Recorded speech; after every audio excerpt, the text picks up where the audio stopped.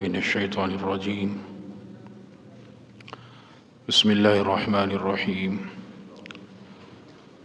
یا ایہا الناس اتقوا ربکم الذی خلقکم من نفس واحدہ وخلق منها زوجها وبث منهما رجالا كثيرا ونساء واتقوا الله الذي تساءلون به والارحام ان الله كان عليكم رقيبا۔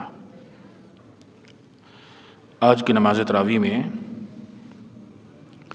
پارہ نمبر 4 کا آخری حصہ اور 5ویں پارے کی مکمل تلاوت ہوئی ہے،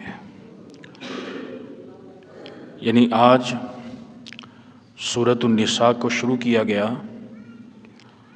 اور 24 رکوع میں سے 21.5 رکوع کی تلاوت ہوئی۔ سورہ نساء جس طرح کے معنی سے لفظ سے یہ معلوم ہوتا ہے کہ اس میں عورتوں کے احکامات ہیں۔ قرآن مجید میں عورتوں کے حوالے سے سورہ النساء موجود ہے، لیکن مردوں کے حوالے سے سورۃ الرجال کہیں نہیں ہے۔ یعنی اس کا مطلب یہ ہوا کہ اللہ تعالیٰ نے عورتوں کو جو فضیلت دی ہے، عظمت دی ہے، اس کا یہ اظہار ہے۔ سورہ نساء کی بالکل پہلی جو آیت ہے وہ خطبہ نکاح کی مسنون آیت ہے، اور نکاح کے خطبہ میں جناب نبی اکرم صلی اللہ علیہ وسلم اس آیت کی تلاوت فرماتے تھے۔ اس کے بعد فوراً ہی یتیموں کا ذکر ہے۔ یتیم دراصل وہ بچہ ہے کہ جو ابھی نابالغ ہے اور اس کے والد کا انتقال ہو جائے۔ اگر بلوغت میں انتقال ہو جائے تو وہ یتیم لفظاً تو ہوگا، لیکن شرعی طور پر وہ یتیم نہیں کہلائے گا، کیونکہ شریعت کے اندر یا جو یتیم کے احکامات ہیں وہ نابالغ کے حوالے سے ہیں۔ اور اس کے حوالے سے اللہ نے فرمایا وَآتُوا الْيَتَامَ أَمْوَالَهُمْ، تم یتیموں کو ان کا مال دے دیا کرو، وَلَا تَتَبَدَّلُوا الْخَبِيثَ بِالطَّيِّبِ، اور تم تبدیلی نہ کرو کہ عمدہ مال رکھ لو اور یتیموں کو عام مال، گھٹیا مال یا ردی چیز دے دو۔ اور اس کے ساتھ اللہ تعالیٰ نے یتیموں کے حقوق میں خاص طور پر یتیم بچوں کے بارے میں بات فرمائی، اور فرمایا کہ جب یہ ایک عمر تک پہنچ جائے تم ان کا نکاح کر دیا کرو، اور اگر تم خود نکاح کرنا چاہتے ہو تو فَانكِحُوا مَا طَابَ لَكُم مِّنَ النِّسَاءِ مَثْنَىٰ وَثُلَاثَ وَرُبَاعَ، تو تم 4 تک اپنی ازواج یعنی زوجہ جو ہیں وہ رکھ سکتے ہو، اور 4 سے زیادہ ایک مرد ایک وقت میں نکاح نہیں کر سکتا۔ عام طور پر یہ آیت کچھ لوگ بیویوں کو بلیک میل کرنے کے لیے بھی یوز کر دیتے ہیں کہ دیکھو جی اسلام میں 4 شادیوں کی اجازت ہے، لیکن وہ جو اگلی آیت کا اگلا حصہ ہے نا وہ ہم نہیں پڑھتے۔ اس اگلی حصے میں اللہ نے فرمایا کہ بھئی اگر تمہیں یہ خوف ہے کہ تم عدل نہیں کر سکتے فواحدہ، تو پھر تمہارے لیے ایک ہی کافی ہے۔ اس کے بعد وراثت کا ذکر بڑا اہم ہے۔ وراثت نبی اکرم صلی اللہ علیہ وسلم تشریف فرماتے تو ایک صحابی تھے حضرت سعد بن ربیع، جن کی شہادت ہوئی غزوہ احد میں، تو ان کی اہلیہ بیوہ اپنی 2 بچیوں کے ساتھ حاضر ہوئیں اور عرض کیا کہ اے اللہ کے رسول صلی اللہ علیہ وسلم، یہ سعد کی 2 بیٹیاں ہیں اور ان کا جو چچا ہے یعنی سعد کا بھائی، اس نے پوری جائیداد اپنے قبضے میں لے لی ہے، تو اب میں بچوں کو کیا کروں، ان کو کہاں سے کھلاؤں؟ تو آقا علیہ الصلوۃ والسلام خاموش ہو گئے۔ تو فوراً ہی اللہ نے وراثت کی آیات نازل کر دیں۔ صرف وراثت کی آیتیں نہیں بلکہ نظام وراثت پورا نازل ہو گیا۔ اس سے معلوم ہوا کہ یتیموں کا کتنا اہم حق ہے کہ اللہ نے یتیموں کے لیے پورا نظام وراثت رکھا ہوا ہے۔ وراثت کے اندر بس یہ سمجھ لیجئے کہ 3 چیزیں آپ سمجھیں اگر آپ نے وراثت کو تقسیم کرنا ہے، مزید مسائل تو بہت زیادہ ہیں۔ اگر انتقال کرنے والا اس کی اولاد ہے تو پھر تو وراثت کی تقسیم انتہائی آسان ہو جاتی ہے، اور اگر انتقال کرنے والے کا بیٹا ہے پھر تو اور آسان ہو جاتی ہے، کیونکہ اگر بیٹا موجود ہوتا ہے تو بیٹے کی وجہ سے سارا کا سارا مال گھر میں رہتا ہے، وہ باہر نہیں جاتا۔ مثلا وہ مال بیوہ کو مل جائے گا، بچوں میں تقسیم ہو جائے گا، یا انتقال کرنے والے کے والدین موجود ہوں گے ان میں چلا جائے گا، بس باقی اور کسی میں مال نہیں جائے گا۔ اور اگر انتقال کرنے والے کا بیٹا نہیں ہے، بیٹی یا بیٹیاں ہیں، تو تقریباً 75% مال جو ہے پراپرٹی جو وہ گھر میں رہے گی، 25 بھائی بہنوں میں چلی جائے گی۔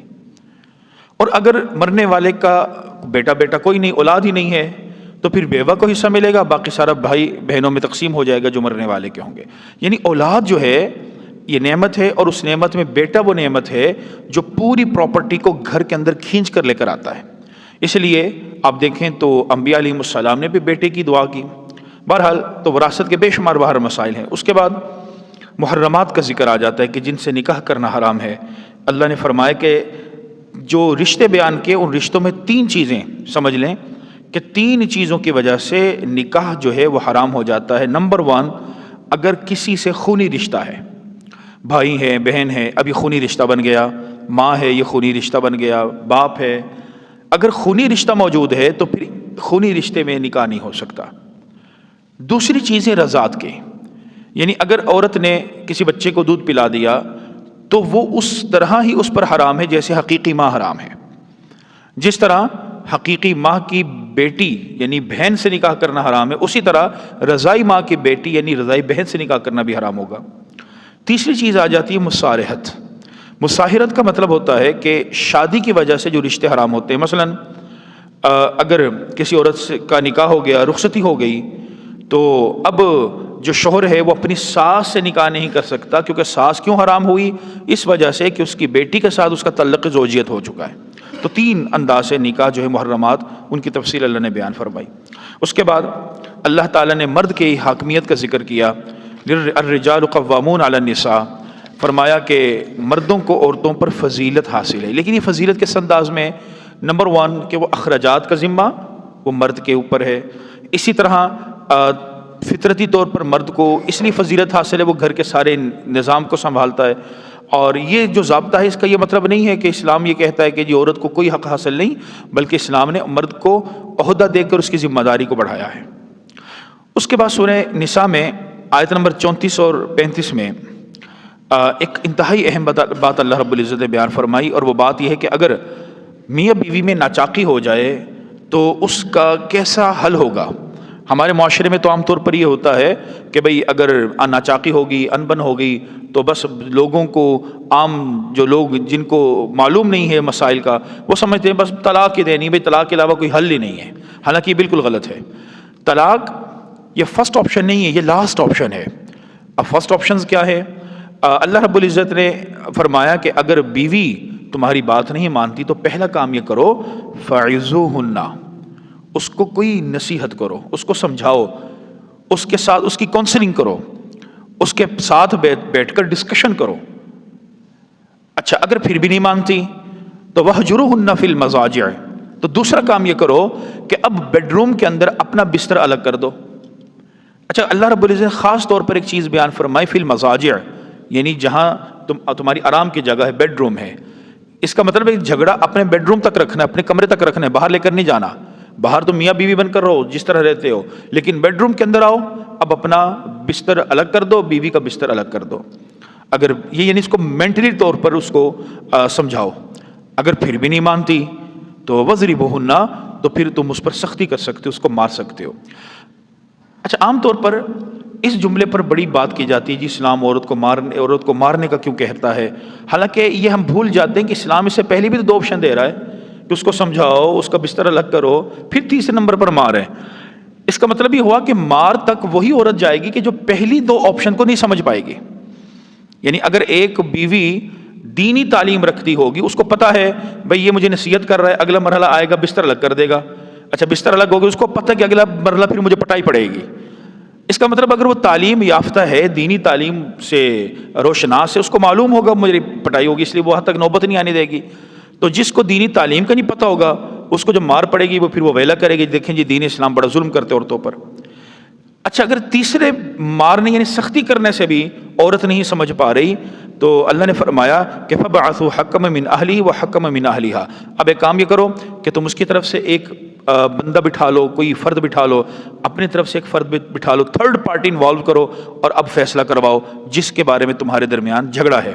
تو 4 اسلام نے یہ آپشن دی ہیں کہ ان 4 طریقے سے تم عورت کو سمجھاؤ، اگر پھر نہیں مانتی تو پھر تمہارے پاس اختیار ہے کہ تم طلاق دو۔ اس کے بعد طہارت کے مسائل ہیں، تیمم کا ذکر آ رہا ہے، اور تیمم جو ہے یہ بات سمجھ لیں کہ جناب نبی اکرم صلی اللہ علیہ وآلہ وسلم کی خصوصیت ہے، آپ سے پہلے کسی بھی نبی کو یہ تیمم کی فضیلت یا مرتبہ نہیں ملا۔ اس کے بعد اللہ تعالیٰ نے ایک آیت بیان فرمائی ہے کہ جس آیت سے ہمیں معلوم ہوتا ہے کہ فقہ، یہ جو فقہا ہیں یہ کتنے اہم ہیں۔ یا ایھا الذین آمنوا اطیعوا اللہ، اے ایمان والو تم اللہ کی مانو۔ پہلی چیز تو یہ ہے۔ اب اللہ کی کیسے مانیں؟ اب اللہ کو تم نے دیکھا نہیں، نہ اس کو اللہ تعالیٰ کو سنا ہے ڈائریکٹ۔ وہ اطیعوا الرسول، تو اللہ نے دوسری بات یہ بیان فرمائی کہ تم اللہ کے رسول کی مانو، کیونکہ اللہ کے نبی جو ہیں یہ ایک ذریعہ ہے اللہ کی بات کو تمہارے تک پہنچانے کا۔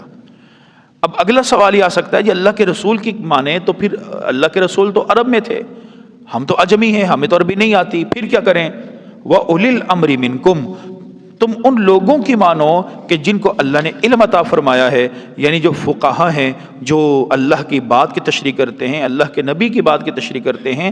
اس کا مطلب یہ ہوا کہ اگر جو خدا کی بات ہے اس کو مانے گا تو خدا کی بات قرآن ہے، اور جو جناب مصطفیٰ صلی اللہ علیہ وسلم کی بات ہے وہ حدیث ہے، اور جو فقہا کی بات ہے وہی فقہ ہے۔